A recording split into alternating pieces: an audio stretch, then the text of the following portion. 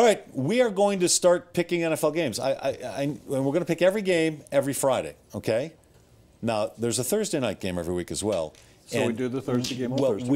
We picked last night's game yesterday with Mark Kisla, and we picked it according to the points. We picked it according to the point spread. We're not doing the point spread anymore. Who won the game? You did. You won the game by half a point. It was a 6.5 point spread. Did you wonder at the end why they didn't go for 2? No.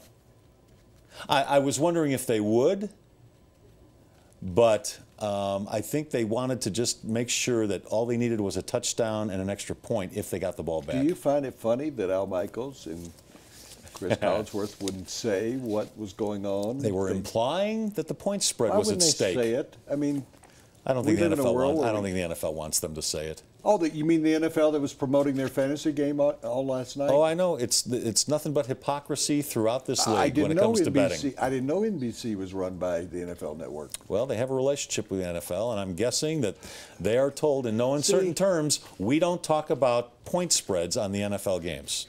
It's never been talked about on NFL. You know that by network announcers. But it's stupid. It is so stupid. I agree, especially since it's fantasy and point spreads that in great part have led to the popularity of the NFL. I'm going to ask you, you're going to go first on all these. I'm going to ask you, and you give me a sentence or two on each game and who you like, and we're not going to bet we're not doing the point spread. Okay. We're mentioning it. We're talking about it. There is a point spread.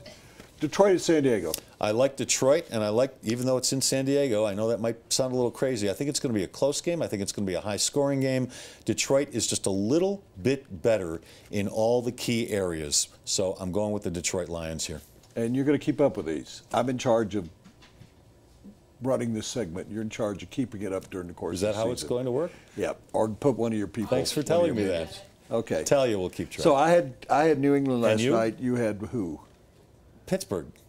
You had Pittsburgh? Yeah, but if we weren't going point spread, I would not have taken Pittsburgh. I thought New England was going to win the game.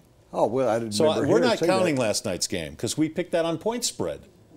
Would you have picked New England? Of course. To win the game in New England? Yes. I just thought it would be closer than it was. Oh, okay. All right, I'm taking San Diego. Okay.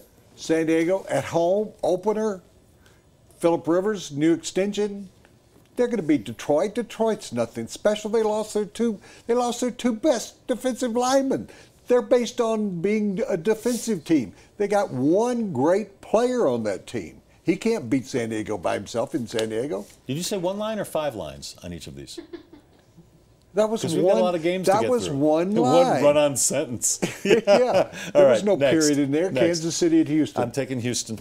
I'm taking Houston because I'm listening to what J.J. Watt said, that they are like caged animals and they can't wait to get on the field. Yeah. They're going to make Alex Smith's life hell on Sunday. Yeah, well, they should stay in the cage then because Kansas City is going to win this game. Kansas City's Houston's not any good. You think Houston's good? Defensively, yes, very good. Great quarterback. Ooh, wow, yeah. Ooh, great running game. Aaron Foster not playing? Give me Kansas City. And I'll give you the points even. Miami at Washington. We're going to find out about Miami, aren't we? This is a good team against a really, really bad team. I'm going to keep it simple.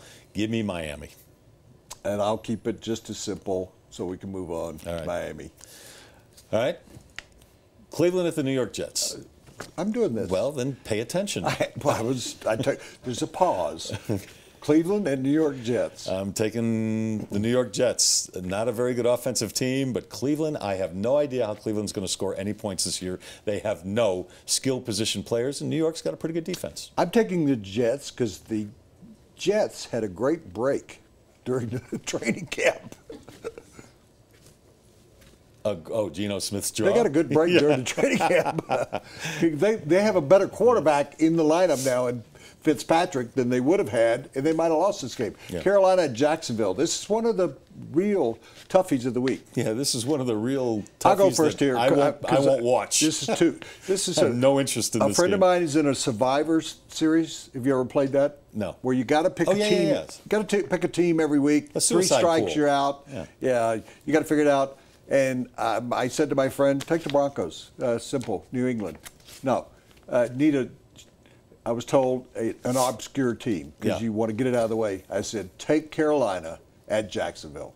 Would you agree with that? Would that be a good first week pick? I'm taking Carolina. Jacksonville, once again, will be one of the worst teams in the league.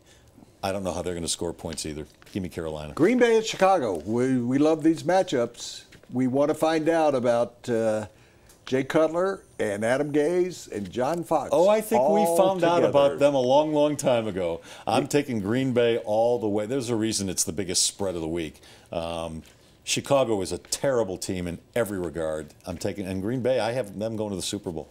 Give me the Packers. I'll take Green Bay too. Do you feel sorry for Fox and Gase? No, not at all. Okay. Seattle at St. Louis. I know how you're going, and I'm going the opposite. I'm going Seattle on this game. The Rams don't have Gurley. They've got Nick Foles at quarterback, not a big fan.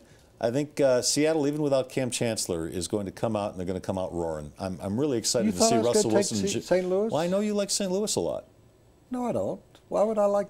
I like St. Louis Cardinals. And St. Louis when I was beat a them kid. last year in St. Louis. Well, or maybe they beat them in Seattle. Give me Seattle. I don't know what you're talking about. Okay. I would have never picked St. I thought Louis you were a big game. Rams fan. Or is it No, the Cardinals? You're a big Cardinals fan. Okay.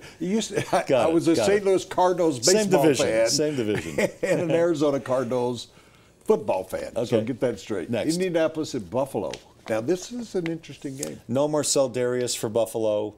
Problems at quarterback, and LaShawn McCoy has an iffy hamstring. I'm going Indianapolis all the way. I think that could be a blowout.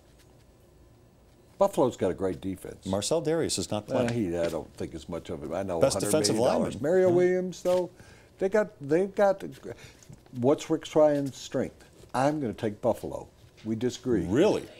I'm taking I like Buffalo that. at home to upset I Indianapolis. like that one. This is our first one to disagree in. No, the first couple. San Diego. Yeah. Yeah. New Orleans at Arizona. Speaking of my favorite team, I'm going to start.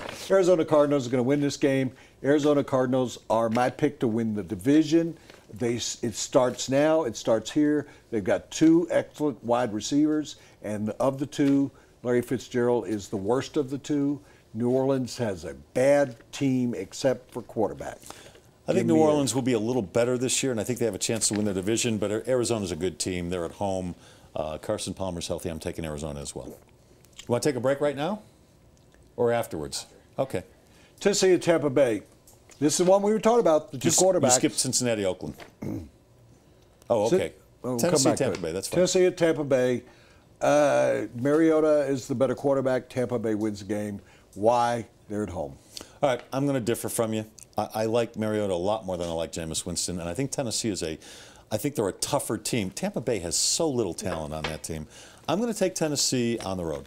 I know that's iffy with a rookie quarterback. It's stupid, but I'm doing it anyway. He's got all the visiting teams. I'm going winning. out on a limb here. I'm the one taking chances here. Cincinnati at Oakland.